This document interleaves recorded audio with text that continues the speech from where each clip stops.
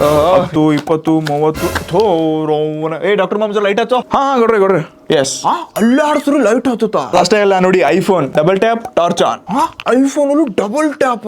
ನಾವು 1.5 ಲಕ್ಷ ರೂಪಾಯಿ ಕೊಟ್ಟು ನಮ್ ಫೋನ್ ದಾಗ ಲೈಟ್ ಹಚ್ಚೋದ್ರ ದೊಡ್ಡ ಟೆನ್ಷನ್ ರೀಪ. ಟೆಕಿಸೋಮ್ಸ್ ಇಲ್ಲೇ ಕೂತ್ಕೊಂಡಿದಾರೆ ನೋಡಿ, ಕೇಳಿ ಅವ್ರಿಗೆ. ಲೇ ಮಾವ ಇನ್ ಮಾತ್ ಕೇಳಿ 1.5 ಲಕ್ಷ ರೂಪಾಯಿ ಫೋನ್ ತಗೊಂಡೆನ, ಡಬಲ್ ಅಲ್ಲಿ ಒಂದ ಟ್ಯಾಪ್ ಮಾಡೋಣ ನನ್ನ ಫೋನ್ ಲೈಟ್ ಹತ್ತಿರಬೇಕು. ಟೆನ್ಷನ್ ತಗೋಬೇಡ್ರಿ. ನೀವು ಆಂಡ್ರಾಯ್ಡ್ ಫೋನ್ ಯೂಸ್ ಮಾಡ್ತೀವಿ ಅಂದ್ರೆ ಸಿಂಪಲ್ ಅಂತ ಈ ಟ್ರಿಕ್ ಫಾಲೋ ಮಾಡಿ.